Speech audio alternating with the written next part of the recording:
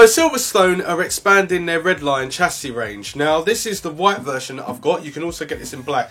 This comes with a white front, or white all over, tempered glass, and the black one comes black with a red LED, and this has got blue LED.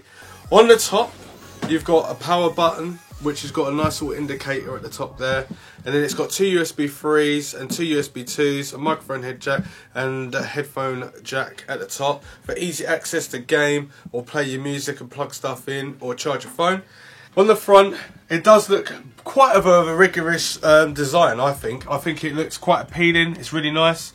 But talking about the design, on the side here, we do have ventilation, which is going to be the optimal fan for airflow to come through to the case, because normally when you're looking at front cases, it's all about the design. Now I think the design looks definitely quirky, it's something different, but having airflow on the side here and having airflow on the side here, it's got the Silverstone logo at the front there. Then obviously on the side we've got the glass panel, which is a tempered glass, so we've got some easy nice thumb screws that are wider than normal. And it's got padding on the actual glass itself, and it's got these long stems for the actual screw base itself, and then it's obviously covered over with the plastic. It does feel quite tough to get these out, but that's the whole point. Oh, do you know what I've just noticed? There's only two. You only got two thumb screws for this, so that's pretty awesome. So removing the glass panel is okay. This is something different. Oh, nearly broke it then.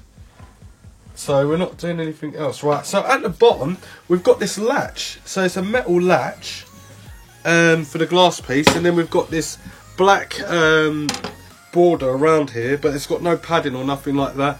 But it's just got like this hingy white hinged on the glass, basically. And yeah, it looks pretty cool. On the side as well, you've got rubber bases as well for the thumb screws. So it means that it won't scratch glass and stuff like that.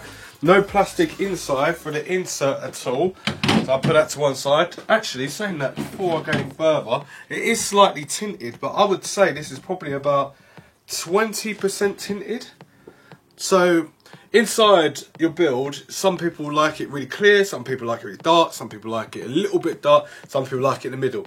Well, with this one, it's about 20 to 30% of tintness right there, which is not too bad. That means that when you're doing your builds and that your RGBs will shine through, look a bit more solid, it looks nicer. Plus it's all white inside as well, and what I can see is like everything's matching with all. It's a great paint job. I can see it's a great paint job. So we've got room for a 360 rad in the front here. It looks like you've got quite a definition.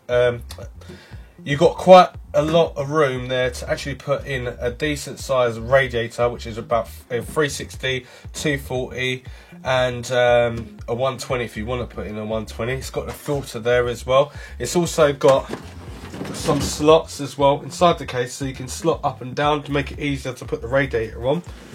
Also, popping off the front is quite easy. It just pops off the front like so. And inside, it's got a plastic cable which you can unattach as well and remove it when you're building into the system. And it's nicely covered over and everything like that, which is quite cool.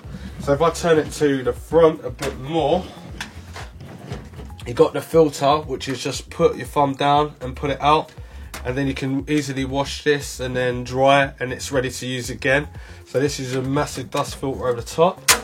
And it seems magnetic to me. It is magnetic, so that's pretty cool.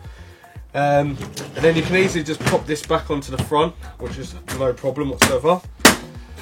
Which I do like that, it's nice and easy. And then you've got this massive shroud here where it says the Silverstone logo. Now, this is a branding bit of management right there, but it's not too shouty in your face, especially when you've got a bit of tinting going on. It can kind of show it away, and the whiteness that comes through. You can see there's a big cut out I/O bracket at the back here. Some big rubber grommets. Now these are a little bit slippery, but you could pull them out and then take them back in. I don't think they come out. They don't leave any dark residue on my hands. You've got nice flat cables underneath the actual case, which is awesome. You don't really see that on any case really. Flat cables that are black, and it's well hidden as well. These are hidden as well for the actual power connector button. That's nice and like tidy. It's all black. Then you've got the 4-pin PWM fan by Silverstone. So they introduced, what's this? This is a 140 they've put on the back here. But there's also room for a 120 as well. And you could do the sliding option as well. So the 140 just fits 140. I don't know why I didn't have a sliding option to go a little bit higher and a little bit lower, because it does give you a little bit of room at the top. Probably about, I'd say about 2.5 inches at the top, which you could have moved the fan up and down from the actual PCI Express slots, but they've done that with the 120mm. But they've already included an exhaust fan, but you could put a 120 in there and you can go up about 1 centimetre and a bit. And so 7 expansion slots on the back. You don't have any thumb screws, but you do have 2 silver Phillips screws on the back there, and also 2 Phillips screws on the back here as well. Most of these are all silver or actual Phillips screws anyway. On the back here is where you put your power supply in there as well. This case supports from Mini ITX, ITX and ATX. You can't get extended ATX in here at all, so you're just going to have to deal with that. Right, so we're moving on to the side panel, and it's got 2 silver Phillips Fond screws on the back.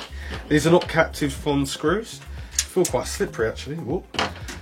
So I take the side off. It's quite flexible, but it's steel body of that. It's the steel body for the chassis, which means it's quite solid. It still seems like it's a great paint job. They haven't really missed any bits there like you normally see. So that's pretty cool as well. So I'm going to show you the side now. Ooh. So on the back, you've got where you can put your power supply in, obviously, and then you've got 3 cages and 3 cages for your SSDs. So you can put 3 SSDs and another 3 SSDs. There's 6 in total. So you've got 3 in the cage. So these are quite a bit plasticky and flexible and stuff like that. And they've got no, oh they do, they've got rubber inserts on there, so for vibration, for if you're using mechanical hard drives. And then obviously you can put your SSDs in there, and you can put your SSDs on here as well. And these just unclip out like so. So you got them, and then you can easily clip them back in, if I can see what I'm doing.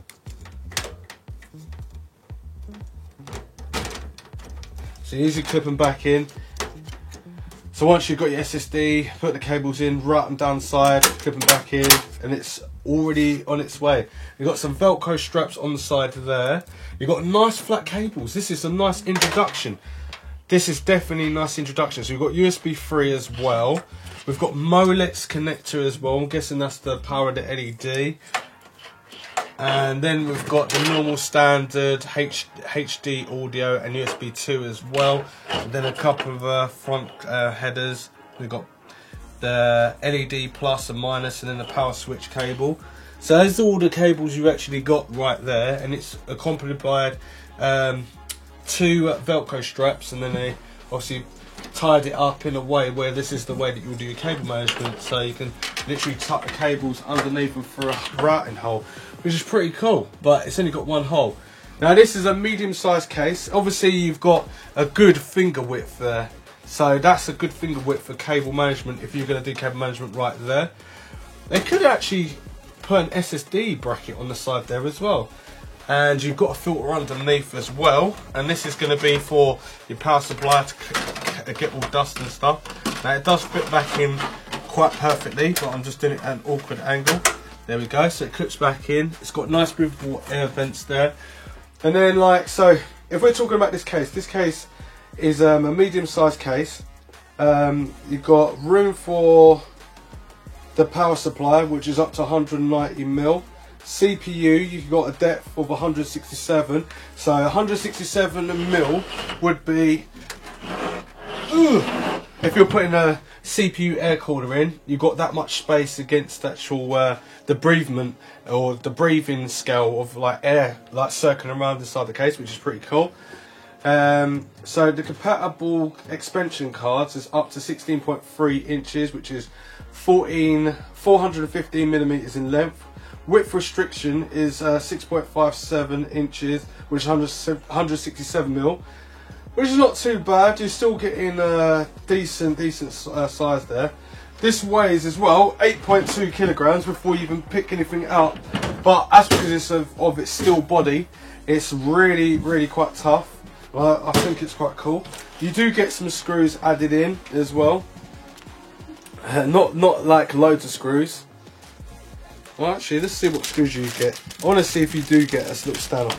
So the good thing about it is that they do add, when you're going to go and get the standoffs and you need to put them on into the base of the case, they do add the little tool that goes with it, so that's cool. It's a silver one. They do add a few screws. They're all silver, they're not really black or anything, so they're going for a different look. So you get that, and you get this like little pamphlet as well, and it's just straightforward about the instructions of how to use this. This is a medium-sized case, which I've already said, and yeah, you can fit in, what's it saying? So you can fit on the front, for front cording, 3 times the 120mm fans. On the rear you can fit one 120, one 140 fan, and 140 as exhaust, which the fan is included on the back. Front's 120, 240, 280, 360, and on the rear 120 and 140. So that's pretty cool. I'm going to see if I can find a radiator which I can just see how much depth we've got. So if you're going to water cool with this is a 360. This radiator is quite thick. And let's see if we can get it in there. They have actually thought about it because it actually does fit in there. Okay, so I would have no problems. And I've got, actually, and which way would I put the fans though? Let me see if I took the front off. Whoa, if I took the front off, would I have enough room on there? I like how easy that is to get off. So I wouldn't fit the fans in that way. So maybe I wouldn't have enough space for what I thought I would. AIO would be quite cool. So if you're going to use probably Silverstone's low profile fan, you could get that in there, no problem. Anything that's going to be thicker, I think you're going to struggle. So if I get this radiator out, I think this one's even thicker. It's only a little bit thicker.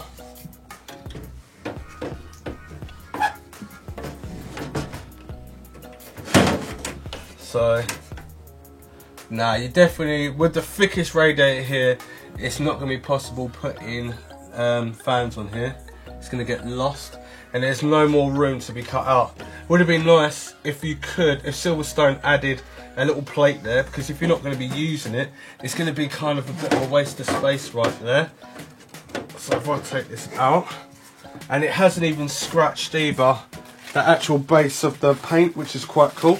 So if Silverstone had cut this base out and had a little plate on there, you could take the plate off and put it in. But they've left it open for water cooling or even AIO straight away. Now if I was to do cable management, I could route this cable. So they've got nice little cutouts actually, this is quite cool. So at the top, we do have cutouts that are big enough to hide some cables and stuff. But the weird thing as well, I just realised that the top bit does not have any airflow for exhaust at all. You've only got exhaust at the back, and then you've got air coming in for intake, then your water cooling set up on the side. There's no place to actually attach an AIO at the top. So if you're only doing water cooling and hard tubing or soft tubing, you can only put it at the front. And if I was going to do, as I was saying, if I've got a motherboard, so I'm using Mini ITX, it's going to look a bit scruffy. Mini ITX would be about here, or Mini ITX or Micro ITX, which one is it? It is Micro ITX. So Micro ITX would be here, and that means that if I was to get cables coming through to make my build look pretty nice, it would be showing up around here somewhere with a USB. So that means that you're going to have cables showing up and you can't really get away with it. Even if you've got them coming through here, I guess, with a 24 pin and stuff, you're going to see a lot of cable. So that's the only thing. But if you're using a normal standard ATX, then it's not too bad, because most of the stuff, or if you're going to buy this case, you want to make sure that you can actually, everything that you're going to be using in the case is all kind of at the lower end. That means that I've got to put in a 24 pin, an EPS connector will go out for the top there, it's no problem whatsoever, but it's still going to be a bit of a mission to get in there, and you can't move the top. Now, I'm going to be building into this case because I want to obviously show off the LED, and we're going to do some tests of how air is circulated in this case, because there's not much airflow in the way where they could have used on the top as well. But I expect a little bit more from 2017. Even though we're in 2018 now, it just shows that this case could have a little bit more potential. It's just like the styling of it looks pretty different. It's nice, I like it.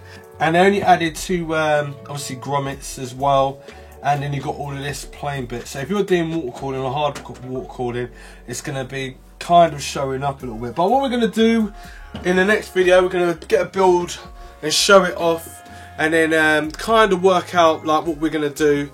I would, if I was going to buy this case, I wouldn't buy it for water cooling. Well, custom water cooling. I would buy it for like AIO water cooling, but then I would work out kind of the motherboard situation of where I can put the USB 3s, the fans, see if I've got enough room for a fan controller on the back, which is enough room for cable management. RGBs would be nice in here. It would shine up like no tomorrow because it's got white everywhere. It's easy to take apart, and it seems to be quite good for people starting out if they want to use if they want to build into a chassis like this. This chassis is nice, it's not too bad. It's got that old like cheap washing machine feel, but I don't know, I like it. I think it's okay. I like the fact, I would definitely slate this case if it didn't have airflow. It's got design, but it's got airflow, so you can bring an intake in and then the exhaust out. But we're going to be testing that all out anyway when we're doing stress tests and see how much heat we can accumulate inside the case, and then we're going to check for cable management, obviously the RGBs, and that's the final look of it. But anyway, subscribe, share, all that sort of stuff. Link in the description down below if you want to buy this. This should be out now because it's January the 4th today, and I got this just before Christmas, but I didn't bother doing the video yet because I wanted to spend a little bit of time with it and then give you my honest opinion.